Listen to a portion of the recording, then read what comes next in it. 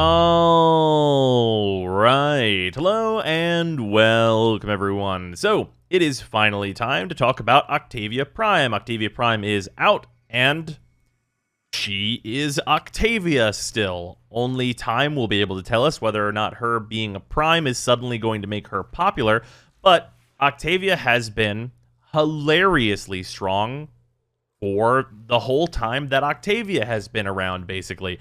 So, not much has changed. We have the additional boost to shields and the boost to energy, which the energy boost is quite nice for Octavia Prime. But the build's pretty much going to be what they've been for a good long time, and we have a very basic one forma build here. You really don't need anything beyond this for doing any content, and this is going to do basically everything that you want to do. It's going to use your 1, use your 2, use your 3, and use your 4. Turns out, whenever you have 4 good abilities, you just hit all of them, and that is the main MO of Octavia. The good news about this build is that this build can easily be a whole lot cheaper, because it, obviously looks kind of intimidating with 3 rank 10 mods in it, but you could easily knock 2 ranks off of all these mods and really not feel it at all. And in some cases, you get a little bit more range with Narrow-Minded, which for some people might even be preferred. So you're going to hurt a little bit on duration, but you're going to get a little bit of that back from not having Transient fully leveled, so that also is fine. And Prime Continuity could easily be regular continuity, and you're not going to notice a huge difference there either. Although, of course, having everything maxed out is preferred if you have the extra endo lying around to do so.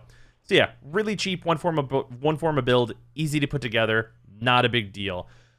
I will say that there is the option of using one less Augur mod, whether that's message or secrets. I probably wouldn't drop Augur Reach personally, and then instead using Streamline in this build, which would cost you 1 additional forma unless you have a one of these rank 10s down 2 levels on any of the ones that are on a polarity, or down 1 level on one that's not on a polarity. So you can make Streamline work in here too if you want to go for a slightly more efficiency route.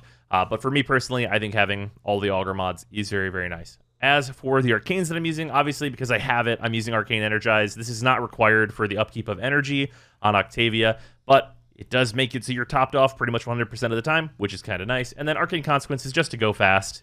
This can really be any number of things. Like you do melee mods, you could do the Piranha meme build. Like you can pretty much throw whatever you want in here. I don't think there's anything too specific that Octavia is really going to need, because most of the time her build is just going to do the mission for you, as it were. So for those that don't know, what does Octavia do? Well, basically you throw your mallet out, the enemies shoot it, and then they all die. Or you throw your Resonator out, the enemies see it, and then their AI turns off. Resonator can pick up Mallet, and then Resonator will bring Mallet to enemies so that they can shoot it, and then they'll die. And then you have Metronome, which is basically every single buff that you can think of, all in one ability. Now, important thing for Octavia is that Metronome, mainly, is the ability affected by the Manticord, which is under Appearance. For anyone who's forgotten about the Manticord, basically, you get to make a song, and then that song determines some things about your abilities. Basically, it determines their tick rate. So, with this song, which is what I use, I just use E1M1 here.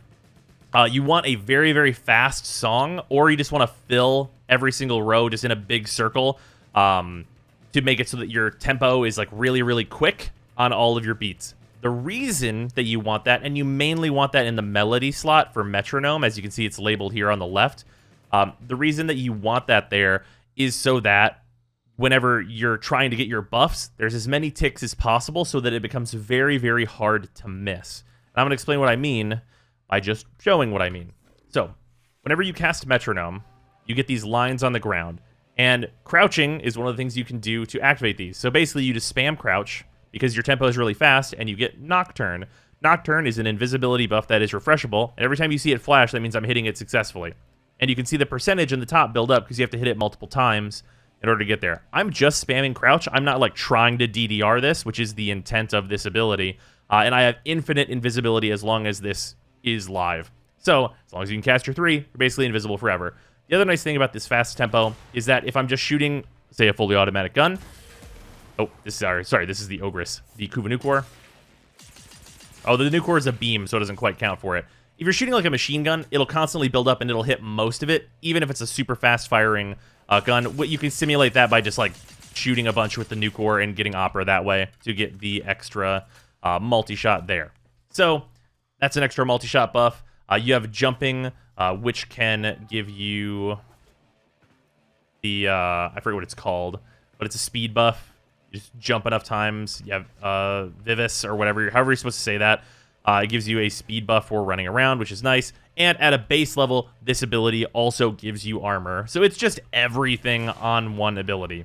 And having a fast song is important for making it so that this is easy to use and not a huge pain in the ass trying to look at the ground in DDR while enemies are trying to kill you.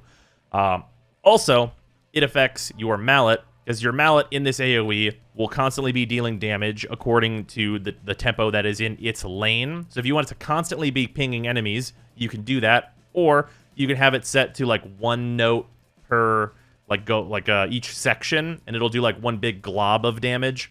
Personally, I like lots of small hits, but there are some advantages. There's an argument kind of both ways for whichever way you want it on there. And then for your 2, this just rolls around and CCs enemies. I'll be honest, in most cases, you're just going to want your 1 in a strategic location, so you're actually not going to throw down your 2. But in the case where you want your 2 to just turn off all the enemies, you mostly just throw it out by itself. It doesn't really need mallet, because then you can get hit by crossfire and things, which just overcomplicates situations for Octavia in most cases. If you were going to put a Helminth ability on Octavia, I will say right away that the ability you will remove is pretty much always going to be her 2, just because it does the least of all of her abilities. And I think it says a lot about Octavia that doing the least is actively like turning off the AI of all of the enemies in the map that are within proximity to it. So that says a lot about Octavia right there. And then, based on the sound in an area, we have her 4. The higher levels of sound are, the more of a damage buff you'll get. So you can see in the top right there, as sound levels change, the damage buff I get changes. Obviously, your 1 creates sound, and your 1 gets a AoE boost while it is inside the AoE of your 4. And the more things you have make noise, the higher your buff is going to be. And, of course, your weapons count as well. So it's very easy to stay pretty much maxed out on a boost at any given time. So yeah, that is the basic rundown of how Octavia works. The real basic stuff here, though, is that you can pretty much just walk around and do whatever you want. So, like, as long as I'm activating Nocturne, I'm invisible permanently. My 2 plus my 1 is just going to head over here, and it's going to, the enemies are going to shoot it. Obviously, because it's moving around, it makes it a little bit harder for the enemies to get it, but they'll figure themselves out over there real quick, and just it'll take care of business, even in the case where it's inconveniently being used with my 2. Okay, we're just gonna activate another Nocturne and not even turn on our 3 again. There's not really much need to. And these enemies are here. We'll just throw our 1, and then in usual cases it'll look like this. They'll have this in an area, and like the enemies with armor will die last, but that gives them the opportunity to fill it up. And the constant ticks of damage will just eliminate dudes. And then, of course, because you're Octavia, you have the option of any time to just like speed it up, and just shoot enemies that might be straggling around. Yeah, Octavia's next level busted, but she is also a like very timer heavy Warframe, which is why we built her with so much duration to kind of mitigate that effect. And yeah, that's Octavia. She's still the same as ever. She's gold now. And that's what's going on. So, like I said, time will tell if we are going to see a rise in Octavia's popularity and then probably a nerf for her. But as of right now, I don't think that the Prime version of her is going to be too big of a popularity boost. It seems like a lot of people just don't like playing her, even though she's so good. But yeah, that is going to do it. Hopefully you guys have enjoyed this video. I am going to be going over the Sonora Prime and the Pandero Prime. Should be tomorrow, so look forward to that video, and I will see you then. Goodbye, everybody.